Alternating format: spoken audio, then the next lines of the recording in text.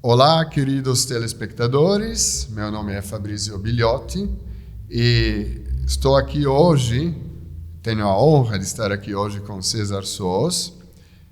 Salve, César. Salve. Italiano. Buongiorno a tutti. César Soos é engenheiro de Minas, formado pela Poli, na Universidade de São Paulo. E ele, com uma equipe de outros engenheiros, sob a orientação de Norberto Keppe, desenvolveu um motor, o Keppe Motor, baseado nas descobertas científicas contidas no livro A Nova Física da Metafísica Desinvertida, escrito por Norberto Keppe. Então, agora gostaria de novo de cumprimentar César. Bom, olá. Salve, olá. E vamos começar com a primeira pergunta. Então, César, como é que o senhor conheceu a ciência da trilogia analítica? Sabe, Fabrício, eu sou descendente de imigrantes húngaros e italianos. Meu pai húngaro, minha mãe italiana. E da parte da minha mãe, eu sempre fui muito influenciado pela parte espiritual, a importância de buscar espiritualidade na vida para ser um ser integral. O valor da espiritualidade. E meu pai me transmitiu muito esses conceitos de unificação de espiritualidade e ciência. Só que ele nunca soube como fazer isso. Ele só tinha isso intuitivamente e ele dizia que o mundo seria um mundo muito melhor se nós conseguíssemos um dia unificar a ciência com a espiritualidade. Então eu cresci com esse quest, esse desejo dentro de mim, entende? Minha vida inteira. E quando eu entrei na faculdade, de engenharia, que eu gosto muito dessa parte exata, decidi ser engenheiro, cresci sempre com essa necessidade da parte espiritual ligado à ciência. Aos meus 18 anos, então, eu vi um panfleto que me entregaram na faculdade, e o título do panfleto era o seguinte: participe de uma conferência onde serão analisados os fenômenos espirituais à luz da ciência. E quando eu fui ver qual era a entidade patrocinadora disso, era a trilogia analítica. Isso me chamou muito a atenção. E quando eu fui nesse simpósio lá, eu fiquei encantado, porque o Dr. Norberto Keppe, ele mostrou, através de uma conferência chamada O Reino do Homem, isso foi em 1983, ele conseguiu mostrar para a plateia, que tinha mais de 800 pessoas na plateia, de que toda a civilização humana ela tinha se desviado da espiritualidade por causa de um fenômeno chamado inversão que ele tinha descoberto em 1977. E através desse fenômeno da inversão, o ser humano ele se distancia dos valores espirituais e dá muita importância aos valores puramente materiais. E por causa disso, ele está num processo de decadência e não de evolução. Isso me chamou tanto a atenção que eu vi aí a origem dessa unificação da ciência e da espiritualidade que o próprio Dr. Norberto Keppe estava nos apresentando naquele dia. César, então, é interessante isso que você está falando. Qual que seria, então, a ligação que existe, por exemplo, entre a ciência da psique, da espiritualidade e a física, o campo da física? Então, Fabrício, a maior descoberta que o Dr. Keppe fez aplicando esse conhecimento da inversão, essa descoberta que ele fez ao campo da física, é que a própria física está invertida. Por exemplo, quando você quer estudar os fenômenos físicos por uma ciência que se autodenomina física, você está eliminando o aspecto espiritual. Não é verdade? Então você está falando que a física é material. Exatamente. Não é que a física rejeita a existência de fenômenos espirituais. Vamos tornar isso bem claro, porque a física é uma ciência. Só que pelo fato dela caminhar invertida, ela parte do princípio de que todos os possíveis fenômenos energéticos, espirituais, chamados paranormais ou transcendentais, conforme a gente queira dizer, são oriundos da matéria. Tem sempre uma origem na matéria, no aspecto material. E é esta justamente a maior inversão que o Dr. Norberto Keppe detectou. Então, César, Agora, nós estamos vendo, então, que a matriz energética que hoje domina, digamos assim, no mundo científico e acadêmico, é aquela que se refere, que remete à física de Newton e de Einstein. Então, o que o senhor acha da matriz energética atual baseada na física de Newton e de Einstein? Bom, Fabrício, nós não podemos nos esquecer que Newton, Einstein, eu incluo aí Galileu, Descartes, são cientistas frutos de um pensamento que veio da Grécia Antiga. Na Grécia Antiga nós temos o Demócrito, Leucipo Demócrito, né, que eram dois pensadores da physis, da natureza, que eles tentavam buscar qual era a origem da natureza, e eles chegaram à ideia do átomo, introduziram essa ideia do átomo. E o que era o átomo para eles? Era uma partícula de matéria mínima que não poderia ser mais divisível, e ela seria eterna e imutável. Então, já naquela época, Demócrito e Leucipo atribuíram à matéria propriedades divinais, como se a matéria fosse divinal, fosse uma espécie de Deus, uma essência da criação do universo. Então, Newton e Einstein também desenvolveram suas teorias sobre esse pensamento, entende? Então, por exemplo, não só com a ideia, no caso do Newton, de que a massa da Terra, que é matéria, seria responsável pela gravidade. Isso é uma derivação do pensamento de Demócrito. E se você pegar o Einstein, que levou esse conceito ainda muito mais adiante, usando o Galileu também, de que a energia seria fruto de massa em velocidade. Então você nota que na física convencional, tanto a matéria é essencial, como a velocidade são componentes essenciais. Mas na física de Norberto Kepp, tanto a matéria como a velocidade são elementos consequentes de uma energia anterior que as forma. Só que essa energia, por não ser física, ela nunca foi estudada propriamente pela física.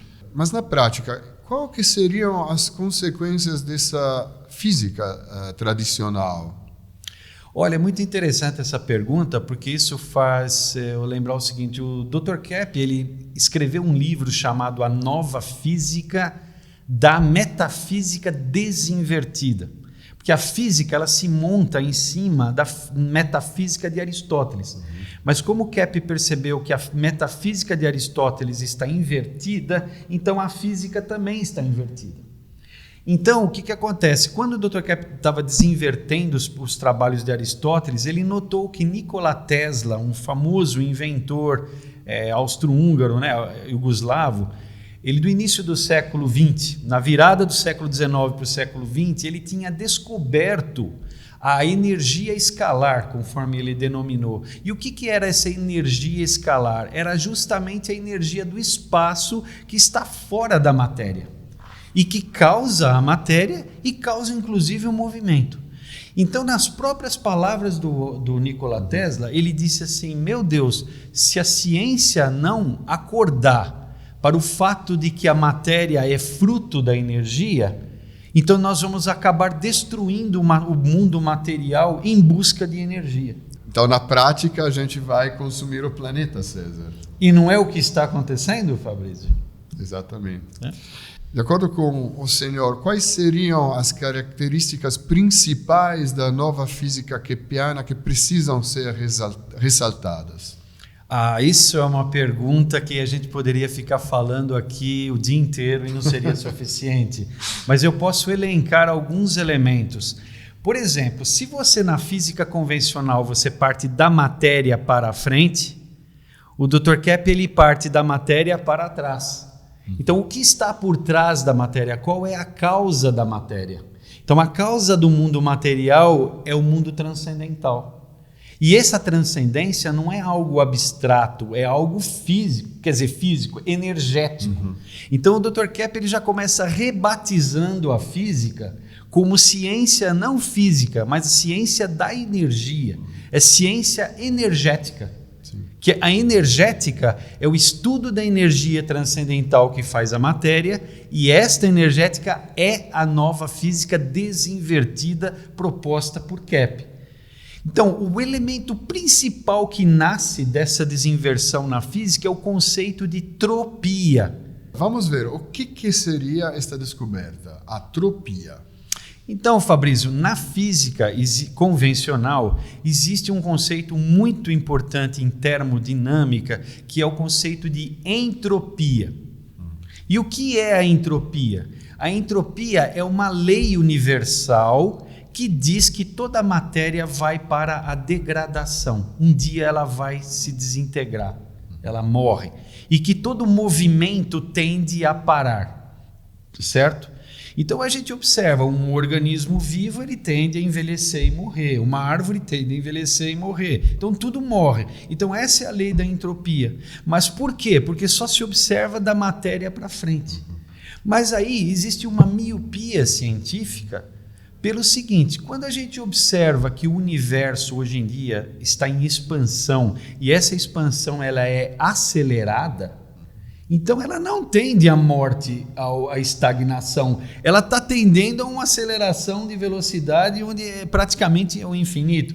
Então, César, a tendência não é para a morte, mas para a vida, não é? Exatamente, Fabrício. E não só. Se a matéria ela desintegra, tende à morte, vem aí a questão fundamental. E como é que se formou a matéria?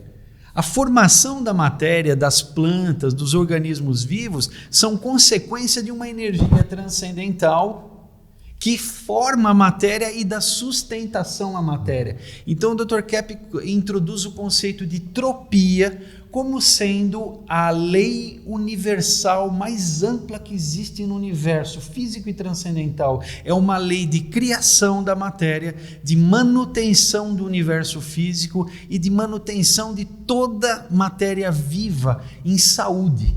Então, aí, Fabrício, vem uma coisa muito interessante. O que seria a entropia, então, na visão de Kepler?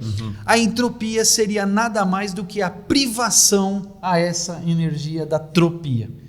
Se você tem uma árvore, por exemplo, enquanto ela está recebendo energia, ela cresce e ela se mantém viva e frutífera. À medida que ela vai perdendo contato com essa energia trópica, ela vai entrando na entropia. Aí nasce um conceito muito interessante, Fabrício, que é o conceito de doença. O que é uma doença física na visão da energética de Kepler? É uma privação da energia da tropia. Então tudo tende ao equilíbrio e não à desorganização, à destruição, né? Exatamente, Fabrício. E baseado nessa lei da tropia, uma série de outros conceitos da energética Kepler introduz na física dele. Um grande exemplo, por exemplo, é de que tempo, espaço e matéria são consequências da energia, não são causas da energia. Sim. Eles são subprodutos. E um outro elemento importante, como que a energia se transforma em matéria? Através do fenômeno conhecido da ressonância. Então é pela ressonância que a matéria se mantém trópica. Quando perde a ressonância, a matéria entra na entropia. César, poderia dar alguns exemplos sobre a ressonância para que os espectadores, os telespectadores possam entender melhor? Sim, é muito simples. A ressonância ela é um fenômeno de sintonia. Então, por exemplo, na ressonância tem sempre que ter um transmissor de energia e um receptor de energia. No caso mais simples é a estação de rádio e o rádio. A estação de rádio manda a música, então ela é a emissora da música. E o radinho, para estar captando a música, ele tem que estar sintonizado com a rádio. Se ele se dessintonizar, você vai ouvir um chiado. Esse chiado é fora da ressonância. Se está pegando a música com nitidez, então o radinho está na ressonância. Então, a natureza funciona assim com a energia cósmica, com a energia transcendental. Se eu tenho saúde, eu sou como o radinho que estou sintonizado com a energia do espaço. Se eu me dessintonizo por causa dos meus pensamentos ruins, a minha forma não apropriada de levar a minha vida, é como se eu pegasse o meu botãozinho e dessintonizasse e começasse a chiar. Aí eu não recebo a energia de entropia e começo a morrer, envelhecer, ficar doente e ser mais governado pela lei da entropia, que é a da morte. Então, César, nós estamos falando da questão da ressonância. Como é que se liga, então, essa ideia de ressonância com o conceito de tecnologia de motores de corrente ressonante desenvolvida por Norberto Keppe e você e os outros colaboradores? Certo. Talvez a primeira pergunta que precise ser respondida é por que motor? Isso. Porque a nova física é uma ciência tão ampla que poderia fazer não só motores, mas fazer aparelhos de telecomunicação e outras coisas, entre muitas outras coisas. E isso no futuro a gente espera que seja aplicado para isso, com benefícios incríveis, né? Mas motor, se a gente recorrer à ideia inicial de Aristóteles sobre Deus, Aristóteles dizia que Deus era o primeiro motor, era aquele motor imóvel que movia todos os outros. Então a ideia de motor já está na essência. Deus, ele é identificado com o motor porque a origem do movimento, a origem da força é Deus. Então nada melhor do que tentar aplicar essas descobertas de Keppe para fabricar um motor segundo esses princípios, né? E foi essa a ideia que nos impulsionou a fazer. Agora a ressonância, o motor, nós entendemos, por exemplo, o ímã, sabe esses ímãs de geladeira, que tem o polo norte e o polo sul? O ímã, se eu aproximo ele do ferro, ele gruda no ferro, né? Pá, gruda na geladeira. Então, na visão da física tradicional, o magnetismo vem da massa do ímã, da matéria do ímã. Mas na nova física de Keppe, o magnetismo não vem da massa do ímã, mas vem de fora, do espaço. E se o magnetismo vem de fora, através do princípio da ressonância, eu consigo fazer com que o ímã se sintonize com essa energia de fora e comece a captar mais energia do que o normal, pelo processo convencional. E aí a eficiência do motor vai lá para cima. Ele trabalha frio, trabalha com muito mais potência, tem muito maior durabilidade, ele é menor, ele é mais leve, trazendo muitas vantagens, além das vantagens de saúde, porque é um motor terapêutico também. Então, César, quais são as vantagens dessa nova tecnologia? As vantagens são inúmeras, Fabrício. Em primeiro lugar, umas vantagens técnicas. Você tem motores mais leves, menores, mais potentes, mais duradouros, entende? E uma grande vantagem que os outros motores não têm, mas que o Keppe Motor tem, é a vantagem terapêutica. Porque se ele trabalha com ímãs em ressonância, ele, através do fenômeno da ressonância, ele capta essa energia magnética do ambiente e retransmite para o ambiente. E como toda a matéria e as plantas são feitas dessa energia do espaço, esse motor está contribuindo para a harmonização de um ambiente trópico ao seu redor. Então você se sente melhor perto dele e as plantas, animais e até mesmo nós nos sentimos beneficiados pela energia magnética que é trópica. Então ela é boa para a nossa saúde. Então, César, a gente poderia dizer que essa tecnologia também ajuda muito, digamos, pelo menos diminuir um pouco os efeitos nocivos do eletromagnetismo. Exatamente. O eletromagnetismo que está sendo utilizado hoje em dia, principalmente para a área de telecomunicações, ele é muito nocivo. Por quê? Porque as ondas eletromagnéticas, elas são ondas que agitam a matéria, elas esquentam a matéria.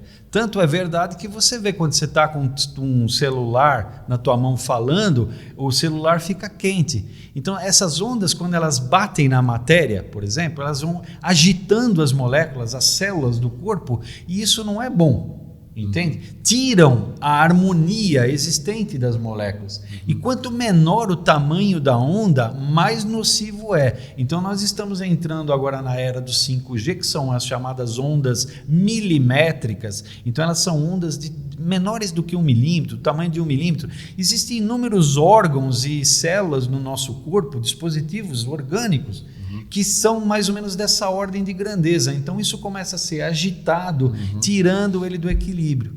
No caso da onda magnética proporcionada pelo Cap Motor, ela cria uma espécie de um campo, de um escudo que anula os efeitos desse eletromagnetismo nocivo, né? Então, César, agora a última pergunta. Gostaria de perguntar quais são, por exemplo, os produtos que já fazem uso dessa tecnologia e quais também as perspectivas para o futuro do desenvolvimento, etc., que nós podemos esperar. Essa tecnologia ela nasceu em 2008 como um protótipo muito pequenininho de um motor assim. Hoje, em 2020, nós já temos como os produtos de mercado ventiladores de mesa, 30 centímetros, temos ventiladores de parede e de pedestal, 60 centímetros, e temos ventiladores menores. Agora, isso é o que nós fizemos industrialmente, além também de ventilador de teto, né? Temos o ventilador de teto funcionando há vários anos já. Então a tecnologia já se provou viável, tanto em termos econômicos como em termos de viabilidade tecnológica. Então, César, poderia falar melhor de quais são as vantagens desses ventiladores? As vantagens, como eu estava mencionando, elas são inúmeras.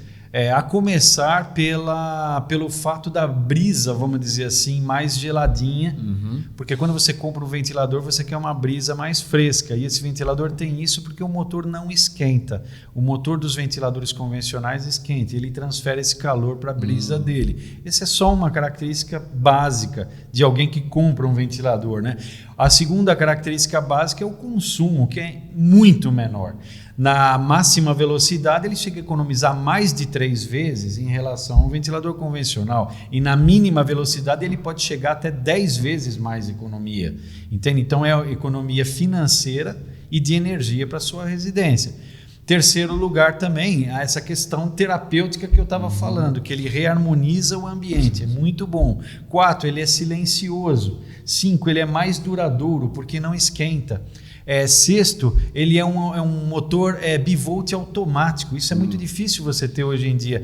Você liga, por exemplo, tem países na Europa que funcionam com 230 volts, 50 Hz. Mas se você decide tirar esse ventilador e levar para outro país, por exemplo, aqui no Brasil, eu estou falando do Brasil, né? O Brasil ele é bivolt, ele tem 110, tem 220, às vezes vai a 240, tem lugares que é 90, 80, 60 Hz, não é 50. Esse ventilador ele é adaptado para qualquer ciclagem da rede e qualquer tensão entre 90 volts até 240 volts, ele funciona perfeitamente. E é apropriado para painel solar, você não precisa de inversores para conectar ele a painéis solares. Quer dizer, são muitas as vantagens. Então existe também, numa perspectiva futura, também a possibilidade também de economizar muito também na produção desses ventiladores devido aos materiais, né? Sim, Fabrício, para você ter uma ideia, nós em laboratório, nesses anos todos, de 2008 até 2020, nós fizemos inúmeros protótipos laboratoriais de vários produtos diferentes, que vão desde uma batedeira de bolo, um liquidificador, até um ventilador grande de 1,5 cavalos para aviários, porque aqui no Brasil é muito comum esses ventiladores para criação de galinhas, né? Para granjas, né? Então são ventiladores e nessa faixa toda nós tivemos grande economia de energia e inúmeros benefícios. Nós fizemos tanque de lavar roupa automático, fizemos aspirador de pó, fizemos máquina furadeira elétrica, vários equipamentos elétricos que precisam de motor, sim, pode ser aplicado o Cap Motor com inúmeras vantagens. Essa tecnologia ela não prevê limite de desenvolvimento. Então, pode-se dizer, César, que para o futuro tem grande perspectiva para a aplicação dessa energia, porque de fato se aplica tudo. Sem dúvida, e ainda mais se o telespectador ficar sabendo que cerca de 47% de toda a energia consumida no planeta vem de motores elétricos e seus sistemas de acionamento, aí você começa a pensar no impacto que o Cap Motor pode causar para a humanidade. Então, sim, trata de um impacto extremamente importante, inclusive para o nosso planeta, né? Na ecologia, no meio ambiente. Exatamente, Fabrício, é isso aí. Está entregue o recado. Então, obrigado a todos por ter assistido esta entrevista com o engenheiro César Soos. E quem sabe que no futuro vamos ter mais oportunidades para falarmos sobre os desenvolvimentos dessa incrível tecnologia do Cap Motor e da nova física. Muito obrigado, César. Eu que agradeço. Obrigado a todos. É com grande satisfação que comunicamos a todos o reconhecimento neste mês de outubro do ano de 2020, o pedido de patente de inovação tecnológica feita no Brasil pela Cap Motor. Este feito vem coroar uma trajetória de conquistas pelo mundo todo. Patente Cap Motor no mundo. Doravante, é irrefutável que o princípio de ressonância do funcionamento do Cap Motor é inovador e revolucionário. Baseado nas descobertas do Dr. Norberto Kepp em seus livros sobre a nova física e magnetônica, essa tecnologia vem colocar à disposição da humanidade uma nova física de magnetismo de última geração.